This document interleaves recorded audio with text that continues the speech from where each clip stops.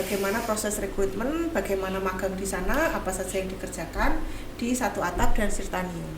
Halo Sobat Teknik Kimia, masih bersama saya Nurjaya di podcast Dialog Jurusan. Nah, Prof. Selvi, tadi kita sudah membahas terkait dengan mitra-mitra di Teknik Kimia UNES khususnya ya. Ternyata banyak juga gitu, ada PPSDM Migas, lalu ada Petrokimia Gresik, Satu Atap dan lain sebagainya. Sehingga mungkin memudahkan mahasiswa Teknik Kimia ketika hendak magang gitu. Nah, selain yang tadi disebutkan nih, ada lagi nggak sih Prof. Selvi? Untuk mitranya ya. Iya. Kalau mitra kami sedang menjajaki, ada yang kemarin itu Pak Bayu itu menawarkan ada dari PT Arnold, cuma belum bisa kami tembusi. Kemudian nanti juga saya akan ngontak beberapa teman saya yang ada di daerah Jawa Barat yang mungkin bisa menerima magang mahasiswa kita. Jadi kalau nanti biasanya kita kalau mereka sudah oke menerima mahasiswa untuk magang, nanti kita akan ke sana untuk melakukan inisiasi, sehingga pada saat inisiasi itu sudah langsung menghasilkan IA, karena di sini memang yang IA itu juga menjadi luaran dalam kegiatan kerjasama. Jadi kita tidak hanya sekedar kerjasama juga, tapi harus menghasilkan IA. Oke, kalau berarti memang perlu adanya IA ya, Prof, dalam melaksanakan kerjasama tadi. Setiap kerjasama kita magang, semua magang, kemudian termasuk pertukaran mahasiswa, itu juga ada IA-nya. Oh, oke. Oke, kalau tadi kita sudah bahas panjang lebar, Prof, terkait MBKM. Lalu beberapa kegalauan dari mahasiswa Teknik Kimia juga yang sering ke kampus, khususnya beberapa fasilitas kebersihan misalnya, Prof, di gazebo yang biasa kita gunakan untuk tempat belajar, selain dari ruang kelas yang biasa kita gunakan belajar untuk bersama dosen gitu ya, karena kadang juga kita membutuhkan ruang terbuka gitu untuk proses belajar itu sendiri gitu kan. Nah, itu bagaimana ya, Prof, mengatasi kurang bersihnya gazebo di Teknik Kimia gitu? Baik, terima kasih. Kalau kebersihan itu sebenarnya Teknik Kimia itu ada dua ya, cleaning service-nya itu Mbak Karmi dan Mbak Kus. Kalau Mbak Karmi itu di gedung E1, Mbak Kus itu di gedung E2. Nah, mereka ini tanggung jawabnya di gedung-gedung itu. Kalau gazebo itu kemungkinan menjadi tanggung jawabnya di fakultas. Tapi saya kurang tahu pasti sih. Coba nanti saya akan menghubungi Mbak Karmi atau Mbak Kus untuk membersihkan setiap hari. Karena memang kemarin itu kan kita sejak vakum 2 tahun juga lumayan ya. Itu semua ruang kuliah, semua tempat-tempat yang biasa dipakai mahasiswa itu kosong. Bahkan kadang sampai monyet itu kan masuk ke kampus itu kalau kita lihat, karena tidak ada manusia akhirnya monyetnya berani ke kampus. Jadi waktu itu sempat ke gazebo juga, ke gedung E2 itu juga sampai monyet ke sana. Jadi ini setelah agak mendadak juga ya kegiatan mahasiswa itu boleh ke kampus itu. Nah itu di sini akhirnya beberapa tempat yang selama 2 tahun itu tidak dihuni akhirnya memang harus mendadak dibersihkan. Jadi mungkin belum maksimal. Nanti untuk perkuliahan semester depan ini saya maksimalkan. Untuk cleaning service juga termasuk kamar mandi ya, nanti akan saya minta rutin. Bahkan nanti mungkin saya akan memantau sendiri kamar mandi di E2 dan E1 yang digunakan untuk mahasiswa. Kalau nanti ada kerusakan atau apa, nanti akan kita laporkan ke fakultas, karena ranah perbaikan, ranah pengecatan dinding, lantai dan sebagainya itu adalah ranah fakultas. Jadi jurusan hanya nanti melaporkan ke fakultas, nanti akan ditindaklanjuti laporan dari jurusan itu, dan akan dilakukan perbaikan, eksekusinya itu nanti menunggu dari fakultas, karena biasanya dari fakultas sekarang itu untuk program perbaikan atau renovasi itu adalah dari jurusan mengajukan ke fakultas melaporkan, nanti fakultas akan mengajukan ke UNES. Jadi tidak serta-merta begitu ada permintaan perbaikan itu langsung di jurusan, ya, tapi bertahap gitu ya, Prof? Ya, karena pendanaan itu dari UNES. Jadi nanti semacam laporan, koordinasi, baru eksekusi. Gitu ya. Jadi tidak cepat memang, karena ya kita maklumi yang di yang harus perbaiki itu banyak dan mungkin dari prosedurnya juga bertahap. Nah itu nanti yang membutuhkan waktu. Nah, itu. Tapi di sini yang jelas kalau ada laporan ke jurusan, nanti jurusan akan menindaklanjuti dengan melaporkan ke fakultas. Biasanya itu kalau kemarin fakultas pada saat tidak tidak terpusat di UNES itu cepat, tapi sekarang info Pak D kan kemarin mungkin ada mahasiswa yang ikut dialog dengan fakultas ya, jadi di situ juga dari BEM dan sebagainya itu melaporkan beberapa fasilitas yang rusak ke Pak Dekan. Nah itu juga nanti Pak Dekan kemarin juga sudah menindaklanjuti, dilaporkan ke Pak Widi ya sebagai Kabiro Fakultas Teknik, itu yang nanti akan menindaklanjuti mana-mana yang harus diperbaiki, mana-mana yang harus diganti. Nah itu semua wewenang dari fakultas untuk sarana dan prasarana itu. Oke, barangkali bisa di-note juga Prof, ini dari mahasiswa juga ada yang mengeluhkan terkait akses listrik yang ada di gazebo. Karena ternyata di gazebo itu listrik yang ada di sekitar gazebo itu semuanya mati, Prof. Jadi ketika kita nugas nih bawa laptop, ketika laptopnya udah lowbat, ya udah akhirnya kita tidak melanjutkan tugasnya gitu. Sepertinya dulu belum ya. Dulu kan on toh? Dulu masih bisa. Ya, jadi karena efek 2 tahun tadi. Iya. Jadi waktu itu sempat ya, pada saat pandemi gazebo itu ada listrik, ada internet. Nah, betul. Padahal pandemi itu kan mahasiswa tidak boleh ke kampus. Jadi benar-benar pada saat itu, di mana pada saat genting-gentingnya juga kita sudah zona hitam waktu itu Pak Dekan mengantisipasi mahasiswa tidak boleh ke kampus. Pos Satpam juga sudah diberikan warning. Jadi selain pengelola itu dan pendik itu tidak boleh ke kampus, itu memang internet di gazebo dicabut. Demikian juga listriknya, supaya mahasiswa tidak ke situ. Karena kan semua daring, kegiatan perkuliahan daring, tugas daring. Nah, mahasiswa memanfaatkan internet kampus ke kampus. Padahal kan kondisi pandemi sedang genting, itu kita meminimalisir terjadinya kontak, terjadinya kerumunan. Nah, akhirnya apa yang dilakukan adalah beberapa fasilitas umum yang ada di Fakultas Teknik, termasuk gazebo itu dicabut semua. Nah, tapi di sini mungkin ya karena ada kebijakan mahasiswa boleh ke kampus di bulan Maret itu.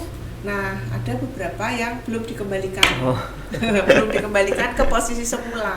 Nah, kalau ada masukan gini kan nanti saya bisa menyampaikan ke Kalab Tekim, nanti Kalab Tekim akan melaporkan ke fakultas sehingga nanti bisa dikembalikan lagi, listriknya bisa di-on-kan lagi, kemudian termasuk juga fasilitas internet, gitu ya.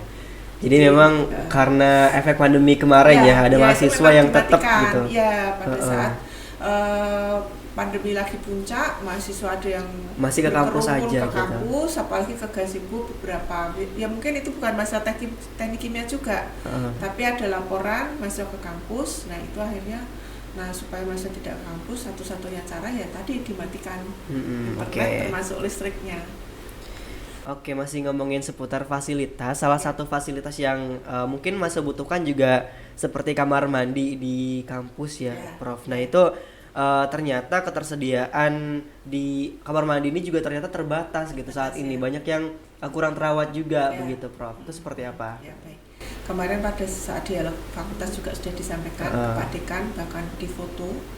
Nah itu nanti terkait dengan kapan akan diperbaiki, kapan akan dibersihkan, akan saya tembuskan ke fakultas, nanti melalui Kepala Laboratorium Teknik Kimia, nanti akan membuat surat terkait dengan beberapa fasilitas umum yang ada di gedung E1 dan E2, di mana di situ sudah tidak layak untuk dipakai. Ya, jadi itu.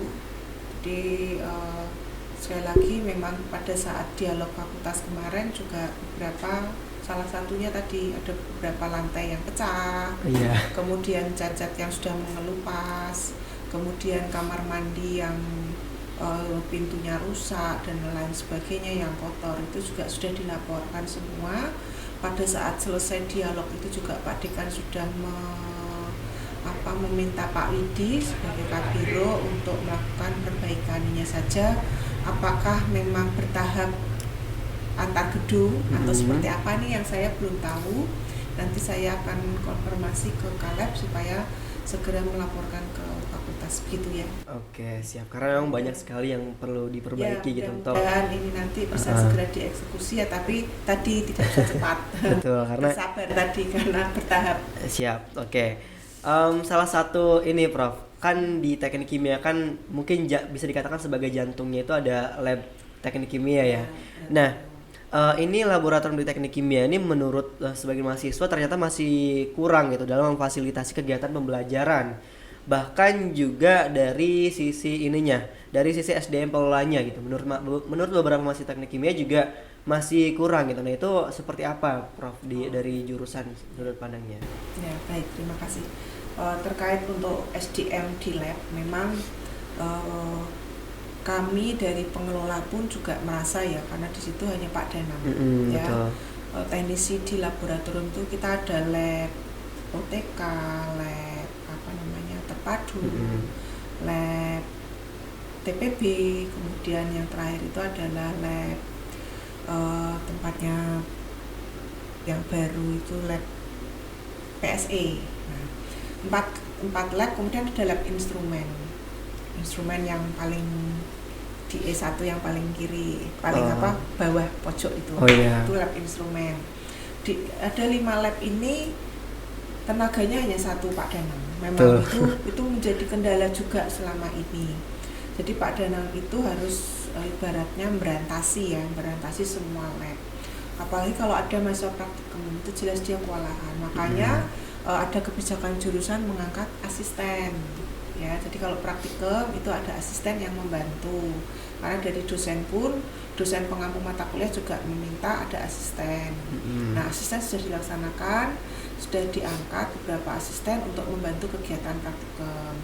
Akan tetapi untuk kegiatan penelitian yang ada di lab OTK, lab TPB, lab PSE ini kan ibaratnya Pak Danang juga yang menghandle, khususnya apabila order alat, order bahan itu kan Pak Danang. Karena memang sebenarnya dari fakultas itu ada Pak Ngatpani dan Bu Ranti, Bu Sri Suranti itu diminta untuk mereka di lab. Akan tetapi background mereka berdua itu kan bukan dari teknik kimia atau kimia. Pak Danang itu kan kimia ya, tapi kan masih mending, ngerti lah ya. Ditanya H2SO4 juga tahu, misalkan tanah NaOH juga tahu, beker gelas seperti apa, Erlenmeyer seperti apa akan tahu. Tapi kalau Pak Ngatpani dan Bu Ranti ini kan backgroundnya bukan kimia, tapi mereka memang dari fakultas ada rolling tendi itu pasti ada ke beberapa prodi. Nah, karena mereka itu di teknik kimia mau tidak mau harus di lab.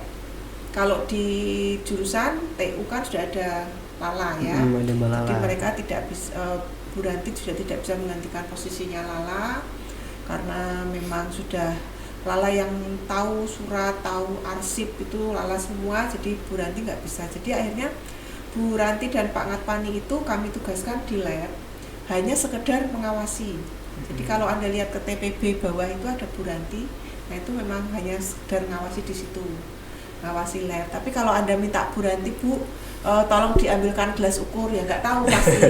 Dia yang namanya gelas ukur seperti apa juga nggak ngerti. Nah itu. Tapi di sini beliau diminta untuk baratnya di lab TPB itu ngawasi tadi.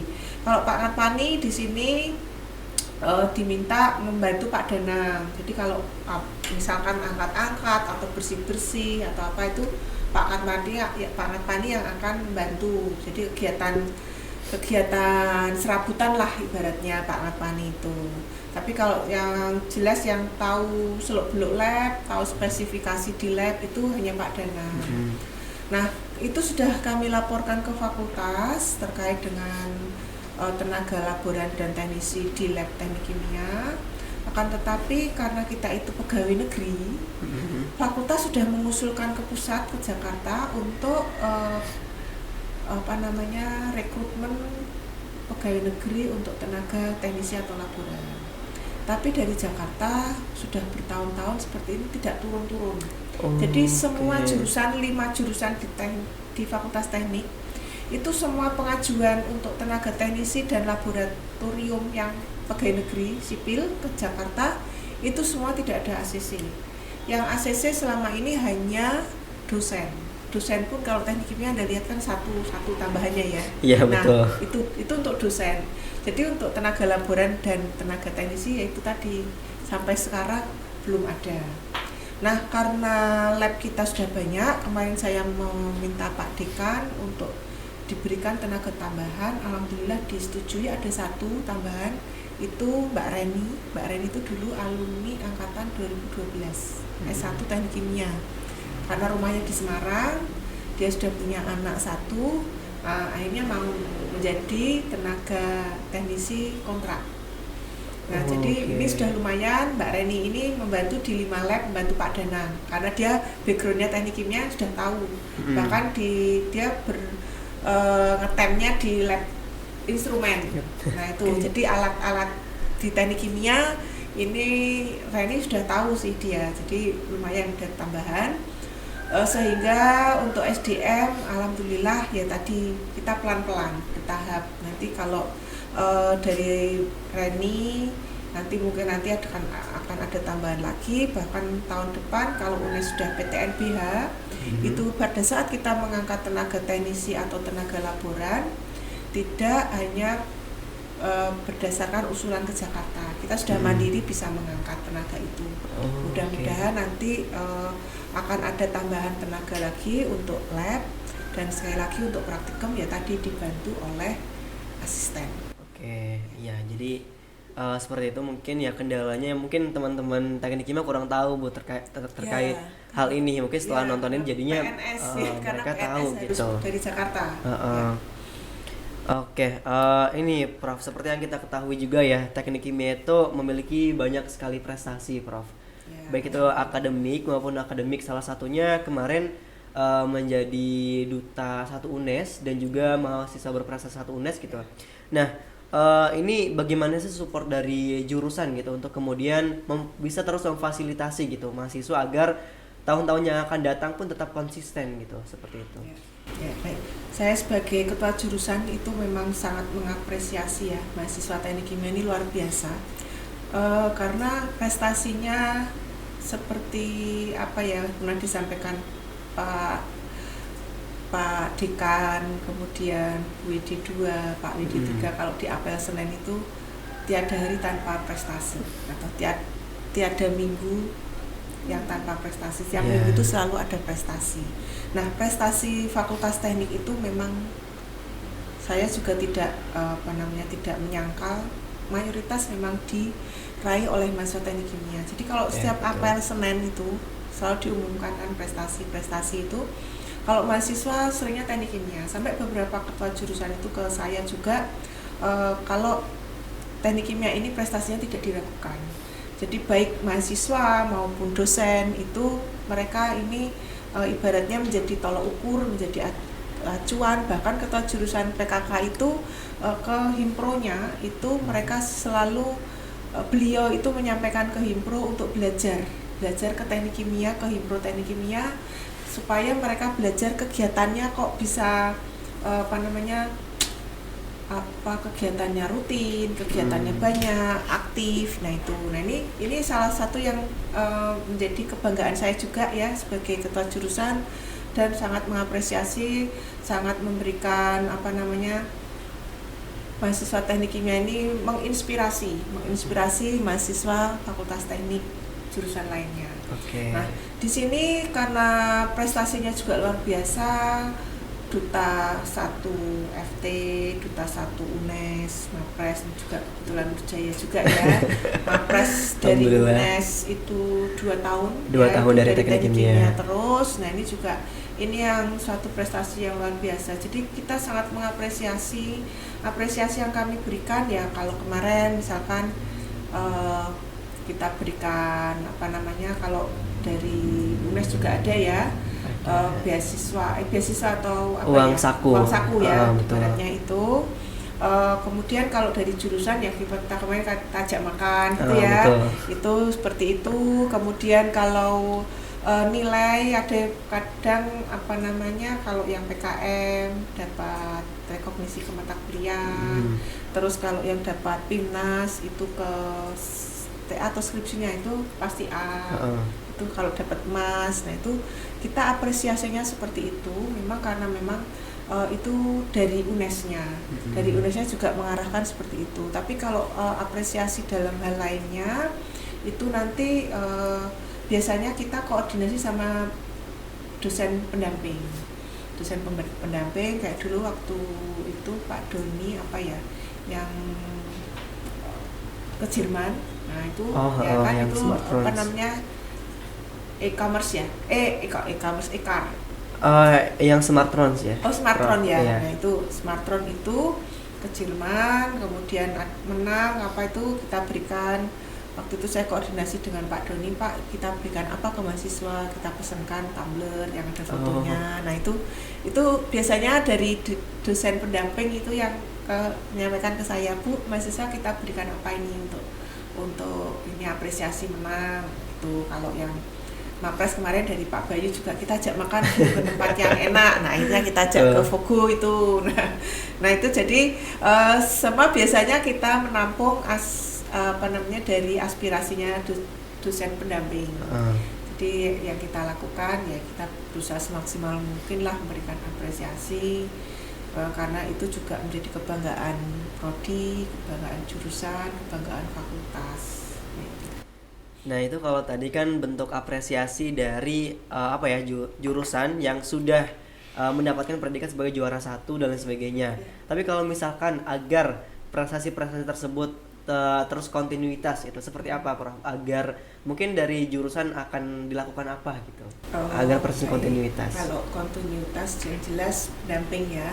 Dosen pendamping yang sudah berhasil membawa mahasiswanya dapat medali emas, perak, perunggu di PIMNAS, kemudian lolos pendanaan PKM, lolos tahap 1 PKM, itu dosen-dosen pendampingnya itu biasanya kita minta untuk melakukan kaderisasi.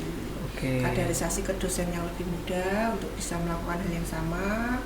Kemudian mahasiswa yang dibimbing itu juga diminta untuk melakukan kaderisasi kepada adik kelasnya. Supaya di sini ada estafet ya.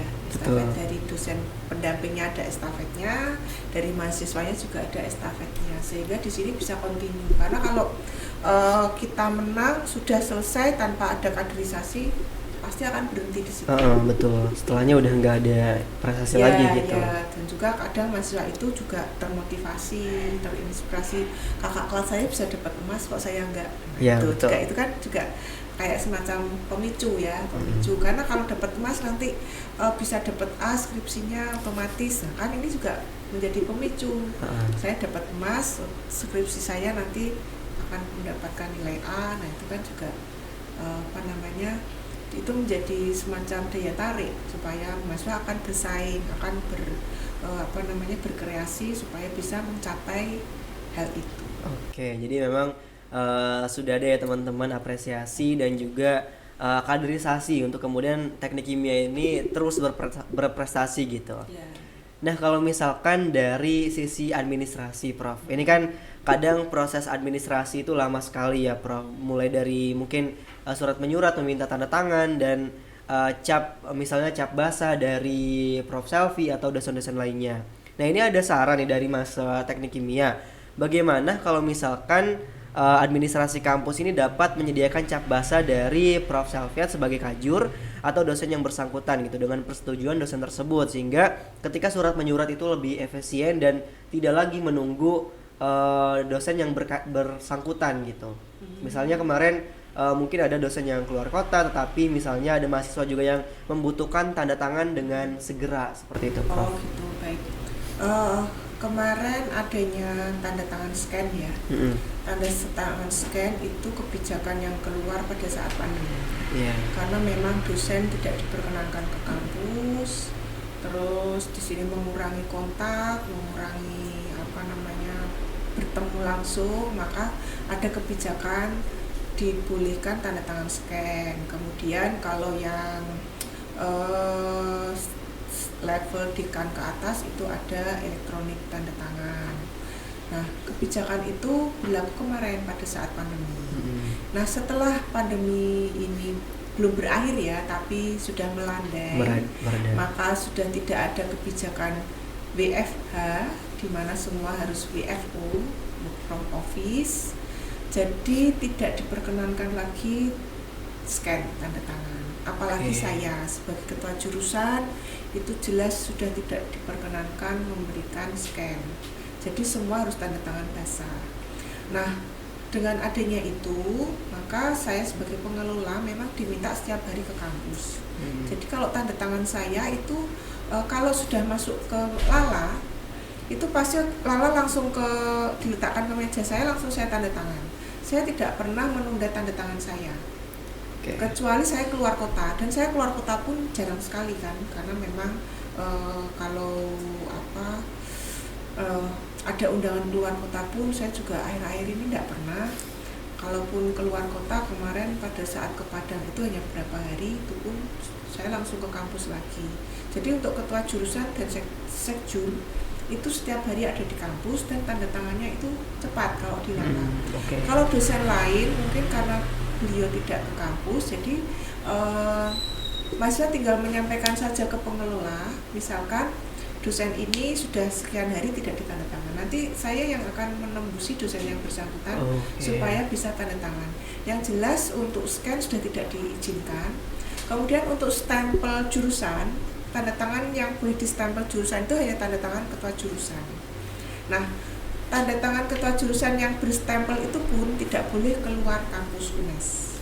Yang diizinkan tanda tangan berstempel keluar kampus itu hanya sampai dekan. Jadi biasanya kalau membutuhkan surat untuk yang keluar kampus, misalkan kayak surat permohonan PKL ya, atau permohonan ke industri, itu kan harus dari fakultas, tidak boleh dari jurusan saja.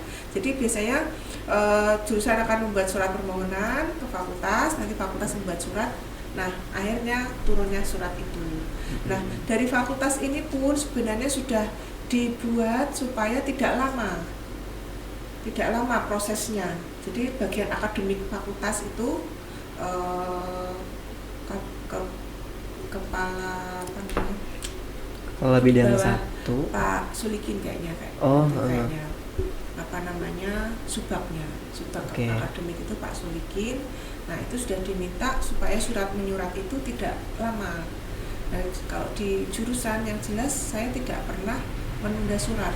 Jadi semua itu kalau surat masuk langsung saya tanda tangan. Kalaupun saya tunda paling di hari itu pasti sudah saya tanda tangan. Kalau saya tunda misalkan dari pagi, siang gini saya tanda tangan, saya berikan Lala.